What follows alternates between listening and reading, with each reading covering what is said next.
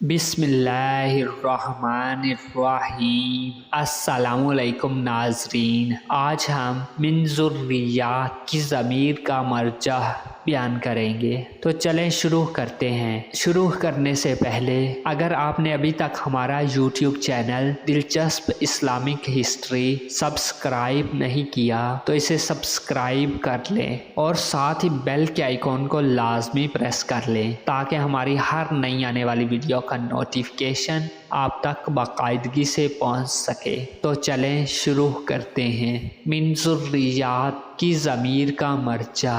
اس کا مرجع مشہور رائے کے مطابق ابراہیم علیہ السلام ہیں اور حضرت لوط علیہ السلام، اگرچہ ان کے بھتیجے تھے مگر تقریباً انہیں بھی ابراہیم علیہ السلام کی اولاد میں شامل کر لیا گیا۔ اسی سبب سے ایک قول یہ بھی ہے کہ اس کا مرجع نوح علیہ السلام ہیں۔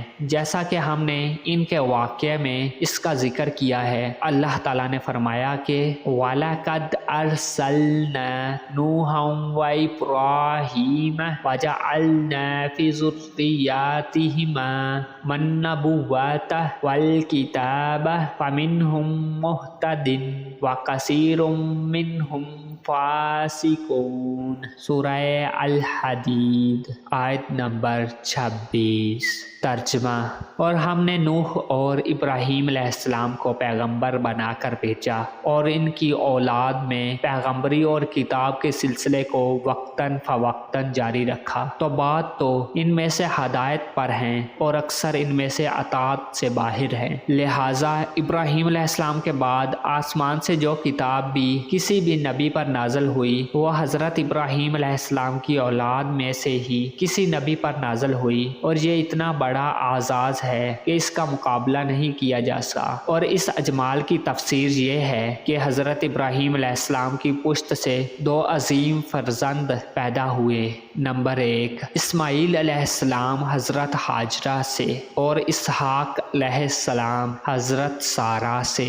پھر حضرت اسحاق علیہ السلام سے حضرت یعقوب پیدا ہوئے اور اسرائیل انہی کا لقب ہے، اور بنی اسرائیل کے تمام قبیلے ان کی طرف منسوب ہیں۔ انہی میں نبوت کا سلسلہ جاری ہوا اور وہ تعداد میں بہت زیادہ ہو گئے جن کی تعداد کا خدا تعالیٰ کے سوا کسی کو علم نہیں ہے، اور رسالت و نبوت کے ساتھ ان کو خاص کیا، حتیٰ کہ عیسیٰ علیہ السلام بھی بنی اسرائیل میں سے ہی مبعوث ہوئے۔ باقی رہے حضرت اسماعیل علیہ السلام، تو ان سے عرب کے بہت سے قبائل پیدا ہوئے جن کا ذکر آگے چل کر کریں گے، اور ان سے کوئی نبی نہیں ہوا، صرف آخر میں بنی آدم کے سردار اور ان کے لیے آخرت میں سرمایہ افتخار جناب محمد رسول اللہ صلی اللہ علیہ وآلہ وسلم بن عبداللہ بن عبد المطلب بن ہاشم قرشی مکی پھر مدنی ہے، جس کا سلسلہ نسب حضرت اسماعیل علیہ السلام سے ملتا ہے۔ ان کے سلسلہ نسب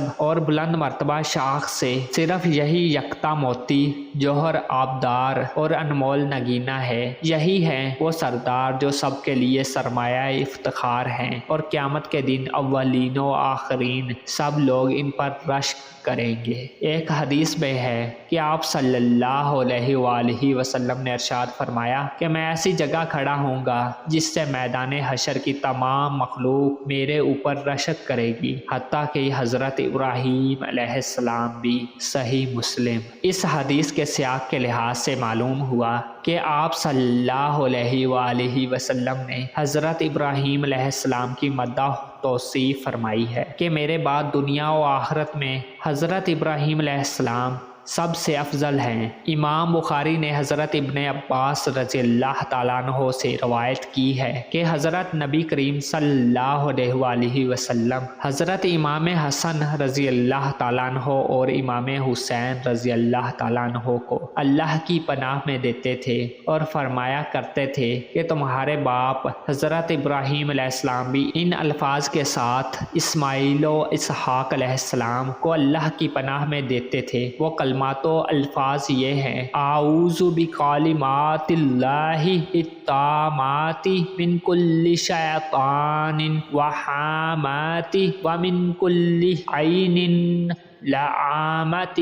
ترجمہ: میں اللہ تعالیٰ کے کمل کلمات کے ساتھ پناہ مانگتا ہوں ہر شیطان اور موذی کیڑے سے اور ہر بد نگاہ سے۔ اللہ عز و جل کا ارشاد گرامی ہے، سورہ بقرہ آیت نمبر 260۔